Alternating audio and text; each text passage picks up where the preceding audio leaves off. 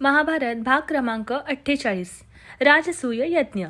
जरासंधाचा वध झाल्यानंतर युधिष्ठिराने भव्य राजसूय यज्ञ करण्याचा निर्धार केला। सर्व राजे, ऋषी, पांडवांचे कुटुंबीय आणि दूरदूरचे विद्वान या सोहळ्यासाठी इंद्रप्रस्थाला आमंत्रित करण्यात आले। व्यास, भीष्म, विदुर, कृपाचार्य, द्रोणाचार्य, दुर्योधन, कर्ण, शिशुपाल यांसारखे मान्यवरही मोठ्या आदराने सन्मानित केले गेले। यज्ञासाठी राजदरबार सजवण्यात आला होता।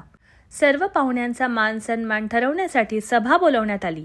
प्रथेनुसार सर्वात योग्य, ज्ञानी आणि श्रेष्ठ व्यक्तीला अतिथी प्रथम मान देण्यात येतो। सभेतील सर्वांनी एकमताने हा मान कृष्णाला द्यावा असे ठरवले। मात्र त्याच क्षणी वातावरणात तणाव निर्माण झाला। विदर्भचा राजा शिशुपाल, जो कृष्णाचा चुलत भाऊ होता, मोठ्या रागाने उठून उभा राहिला। त्याच्या मनात कृष्णाबद्दल नेहमीच मत्सर आणि द्वेष होता।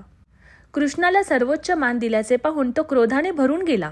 सभेमध्येच त्याने कृष्णाची अवहेलना केली। कृष्णाला घृणास्पद उपाधी देत त्याने पांडवांचाही अपमान केला।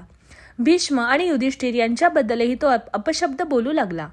सभागृहात शांतता पसरली। सर्व राजे अवाक झाले।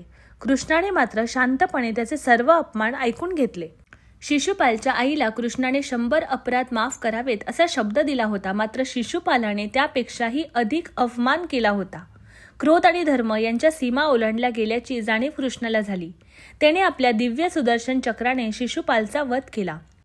सभेतील सर्वजण न्यायाच्या या निर्णायक क्षणाला साक्षी राहिले।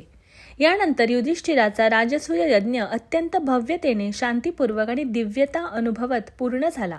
हा यज्ञ त्याच्या सम्राटपदाची घोषणा ठरला।